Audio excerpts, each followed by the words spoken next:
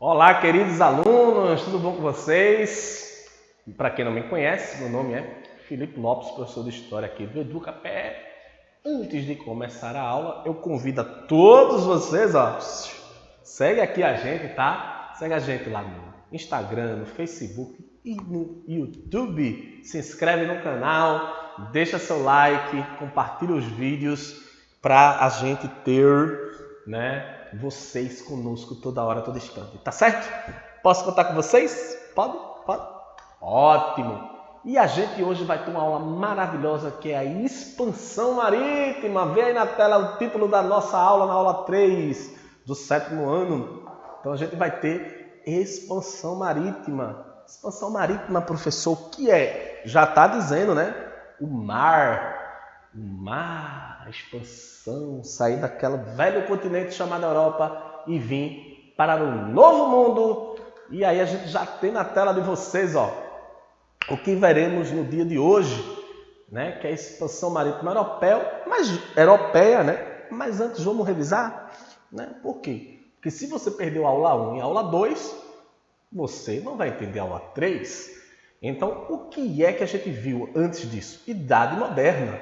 Idade Moderna, essa, que vai trazer novos horizontes, novos pensamentos, tá bom? Obviamente que a expansão marítima ela é do fim, da Idade Média para começo da Moderna, tá certo? Mas mesmo assim é aquela fase de transição. O mercantilismo, o que é isso? Nada mais é do que o começo do embrião do capitalismo, o comércio. E sem dúvida a gente está vendo aí burguesia e Estado absolutista na sua tela.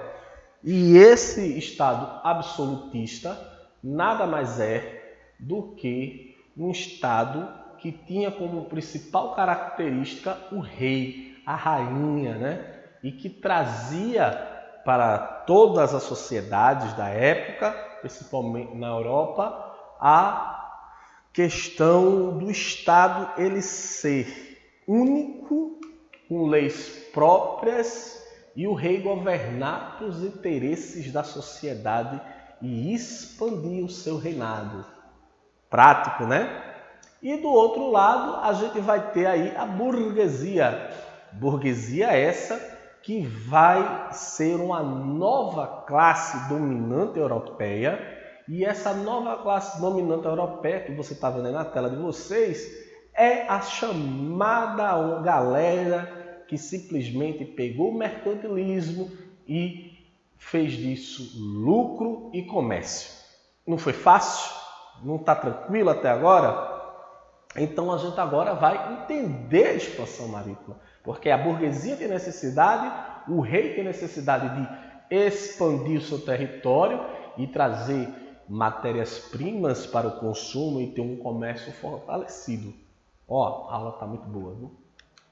Vê aí na tela para a gente entender como é que funciona nas grandes navegações. Olha aí, a gente está tendo aí no meio da tela de vocês uma nau, tá certo? Uma nau portuguesa, do lado dela a gente tem as caravelas, tá certo? E ela vai começar as grandes navegações a partir do século XV e vai até o XVIII, Nesse meio termo eles vão para o Novo Mundo, tá certo? O que é o Novo Mundo? América, nosso continente. E daí também eles vão se expandir para a África, Ásia e Oceania. Então veja que esse compilado de uma roda que eu fiz aí, nada mais é do que essa grande transformações que vão ocorrer, certo? Quem vai sair na frente disso tudo, meu povo, é o nosso Portugal, tá bom? Portugal ele vai trazer essa grande navegação, Vai ser um dos pioneiros a criar uma escola dedicada à expansão marítima. Veja que legal.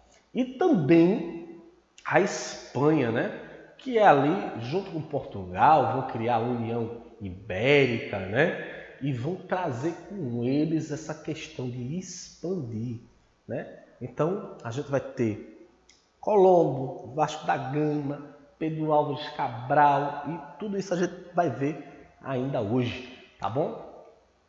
Mas antes da gente entender esse contexto de como eles vão começar a expandir, ver o que a crise econômica na Europa fez, tá certo? Com a crise econômica desde o século 14, a Europa comprava mais do que vendia. Isso é um problema grave, tá certo? Quanto mais você compra e vende menos, então você vai ter um déficit, ou seja, vai ter uma crise, desproporcionando, como eu botei, sua economia, e a conta não fechava. A Europa tem a economia de madeira, então ela praticava muito a questão da madeira, da extração dessas madeiras, pedras, cobre, ferro, chumbo, lã, linho e frutas, trigo e peixe e carne. Então, isso era o que a Europa produzia. Mas eles compravam e precisavam mais de açúcar, ouro, cânfora, porcelanas, pedras preciosas e especiarias. Professor, que danada especiarias? É o que sua mãe coloca na carne, que é o tempero, o cominho, para quem aqui do Pernambuco sabe que é cominho, pimenta do reino, açafrão, tudo isso chama especiarias, que vinham do Oriente Médio, então a Europa não tinha.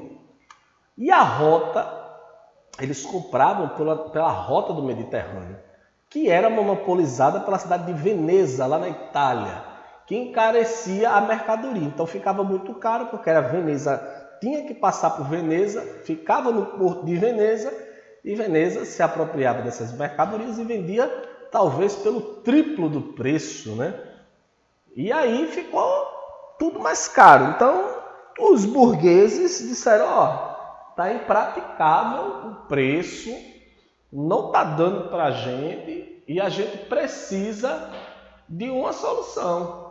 A gente precisa de uma solução. E que solução é essa? É simplesmente trazer uma nova maneira de a gente ou conseguir dos árabes ou ter outra solução. E qual foi a solução? Olha aí, vê a tela que os burgueses fizeram. Meu amigo, os burgueses não deram ponto sem nó, não. Então, primeiro eles fizeram o quê? Investiram em aparato tecnológico, claro. Primeiro, armamento, suprimentos de sobrevivência, armas, de modo geral, e na cartografia. Professor, o que é cartografia? É aquela coisa que você estudou no passado lá em geografia, criação de mapas, tá certo? E no ramo da engenharia náutica.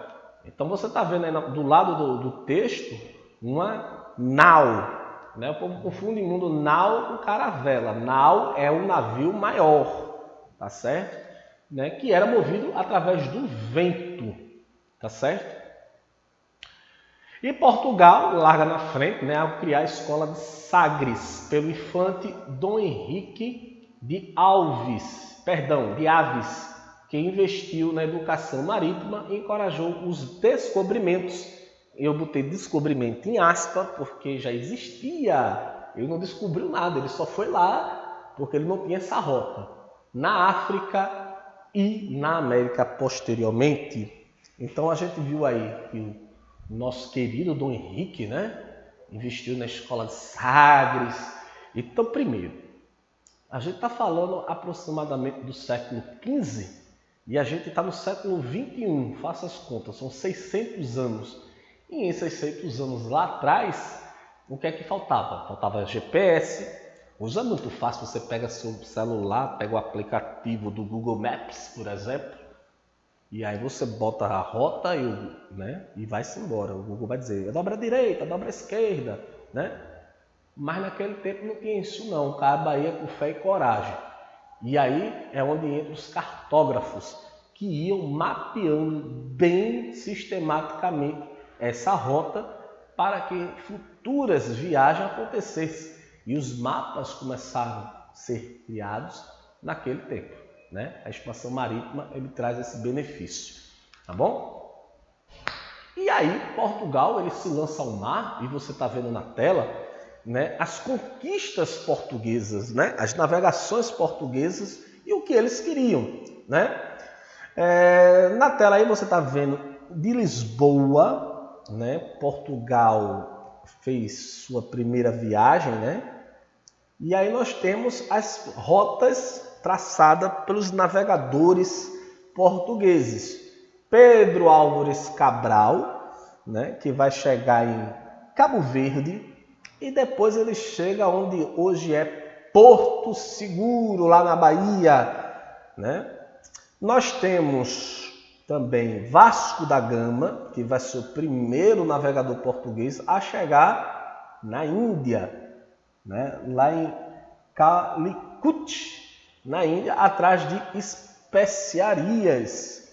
No outro lado, no traçado vermelho, você está vendo aí Bartolomeu Dias, que fez praticamente todas as rotas na parte costeira do continente africano, né? E ele queria essa investida de Portugal, junto com Bartolomeu, era atrás, infelizmente, de escravo e de pedra preciosa, né? E para encerrar, Pedro Corvilha, ele também chega ao continente asiático, né? Nas Índias, lá em Goa, e aí ele consegue também as especiarias tanto almejadas por Portugal, tá certo? Então essa aí foi a rota, né, portuguesa, né? E as conquistas, né? Tem Timor-Leste, que eles vão conquistar, Cabo Verde, Angola, Moçambique, todas essas são conquistas portuguesas e, consequentemente, né, a brasileira, né? A gente hoje, né, somos antiga colônia de Portugal. Já na tela a gente vai ver a espanhola, porque a Espanha também tem um império marítimo maravilhoso, assim como o português, no sentido de expansão, tá bom? Então, na tela, tudo que for de azul que você está vendo na tela, né, foi conquistado pela Espanha, né? Então, toda a parte, né, tirando o Brasil na América do Sul, foi conquista espanhola, exceto Suriname e francesa, né? Então vamos ter aí a América Central como um todo, praticamente, né? Tirando Jamaica e Honduras, não, perdão, só Jamaica, né? Que pertencia à Inglaterra. E nós temos aí até uma grande metade do continente, né? Da parte norte do continente americano. Inclusive a Espanha conquistou grandes territórios, inclusive onde seria a metade dos Estados Unidos, né? Sendo que a Inglaterra ela vai entrar no pairo, daqui a pouco a gente vê também. E a Espanha, diferente de Portugal, ela não queria outra coisa, né? Ela queria justamente as mesmas coisas que Portugal, especiarias, né? Açúcar, todas essas condições que precisava de intervenção, tá bom? Já que nos outros países que você está acompanhando na tela, daqui a pouco esse professor lindo volta para você, mas o que é que vai acontecer? Nessa tela aqui que você está vendo, temos 3 outros países que também vão se investir no mar, porque era a onda do momento. Então a gente tem a França, tá certo? Que vai ser a partir de 1520. Né? Primeiro eles chegaram no Rio de Janeiro e no Maranhão, né? Mas foram expulsos, obviamente, né, pelos portugueses, porque esse território já era de Portugal, né? Hoje a gente poderia estar falando bonjour, monsieur, né, em francês, mas aí deu Portugal na cabeça aqui no Brasil. E aí eles conquistaram grande parte do Canadá, onde hoje é o Canadá, e uma parte de Louisiana, nos Estados Unidos. E também Dona Inglaterra vai se lançar ao mar, vai conquistar onde é os Estados Unidos. Ele vai travar uma guerra muito grande aí, tá, gente? Com o que é a Espanha, né? Porque a Espanha ela tinha metade do território, onde hoje é os Estados Unidos. E aos poucos a Inglaterra ela vai conquistando esse território e vai mandando a Espanha descendo. Mas também a Espanha tem território praticamente a América toda, né? Tanto o norte, central e a parte sul. A Holanda, nossa querida Holanda, ela também vai invadir a nossa América exclusivamente aonde? Isso mesmo, onde está nosso estado, Pernambuco, né? Nosso querido Maurício de Nassau, né? Esse nome que não é diferente na sua memória, né? Vai chegar aqui, se estabelecer, e aí os pernambucanos depois, junto com os portugueses, expulsam os holandeses, que isso será tema de próximas aulas lá na frente. Então você está vendo aí na sua telinha maravilhosa que são 3, tá certo? 3 países que tentaram invadir a América, uns se estabeleceram e outros não. Só a Holanda que não se estabeleceu, se estabeleceu sim, na ilha de Curaçao, lá na Colômbia, tá bom? E aí a Holanda, né? Mas ela se estabelece mesmo na Indonésia. Veja que a galera foi valendo para o outro lado do mundo. Mas diante dessa briga toda entre expansão marítima, vai ter uma briga entre Igreja Católica, França, Inglaterra e Portugal. Vê a confusão na tela. Tratado de Tordesilhas. Foi um acordo entre o Reino de Portugal e o Reino de Castela, que é a Espanha, tá certo? Em 7 de julho de 1494, na cidade de Tordesilhas, na Espanha. Por este tratado, os castelhanos e portugueses dividiram, entre aspas, o Novo Mundo através do meridiano, a 370 léguas, a oeste do arquipélago de Cabo Verde, na África. A parte oriental pertencia a Portugal, tá certo? Nessa linha verde, que vocês estão vendo aí, essa parte toda que está pintada de verde, era para ser de Portugal, né? E a parte ocidental pertencia toda a Espanha. E aí o povo, né, França, Inglaterra, disseram, espera aí, a gente, mestre, a gente não tem isso não, né? E foi meio que uma briga entre esses países, né? E o Papa, na época, aceitou, né? E aí a galera não gostou muito dessa ideia, não. Deu um pouquinho de confusão sobre a respeito desse tratado, né? Porque a igreja entendia que Portugal e Espanha podia simplesmente levar a ampliação da igreja para esses novos territórios, como fez. Se nós pegarmos principalmente a América Latina, até o período dos anos 1900, do século XX, 90% era católico. Esse índice deve estar baixando um pouco com a ascensão do protestantismo, principalmente no Brasil. Mas a igreja deixa Espanha e Portugal expandir tanto maritimamente, porque ambos eram muito fiéis à Igreja Católica Apostólica Romana. Então tinha todo o interesse também econômico, religioso entre esses países. Tá bom? Revisa comigo para você aprender tudo que você já viu até agora. Na tela lá em cima você está vendo as navegações, né, que foi necessária para a Europa sair dessa crise, né? Você está lembrado que ela comprava mais do que vendia, então ela precisava, né, de uma nova fonte. E quem foi essa fonte? O comércio, né, que investiu principalmente a burguesia, e esses investimentos foram maravilhosos porque trouxeram a cartografia, né? Trouxeram investimento náutico. Então, automaticamente, uma coisa levou a outra. E com isso também começou o comércio internacional. Então, a gente está falando do século XV ao século XVIII. Então, teremos aí, né, essas situações entre Portugal, Espanha e, consequentemente, os outros países, Inglaterra, França, que vão se deslocar através do mundo, trazendo essas colônias.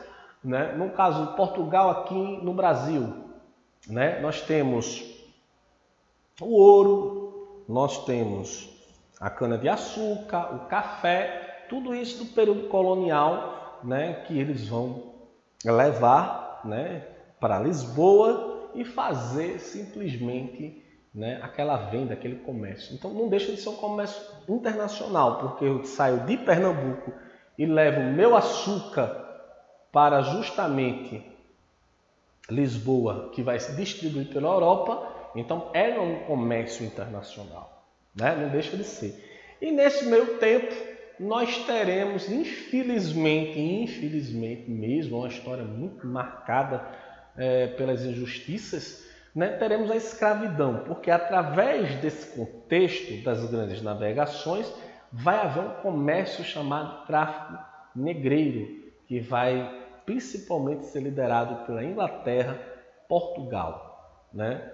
Então, à medida que ele ia conquistando o continente africano, ele simplesmente escravizava o seu povo, né? E trazia para a colônia para um trabalho escravo, né? Então tem várias fontes, né? Entre elas Boris Falso, um grande historiador, que fala o seguinte, né? Para a Inglaterra e Portugal era mais vantajoso o tráfico negreiro do que a própria exportação da cana-de-açúcar. Então você vê como foi uma parte triste, né, da nossa história em meados, né, do século XV ao XVIII. E nesse contexto também a gente vai ter a ampliação desse comércio da burguesia, do lucro, né, através das grandes navegações. Antes de tudo, antes de eu ir embora, eu queria fazer os agradecimentos, né? E aí na tela de vocês, use máscara, um sinal de respeito a você e ao próximo.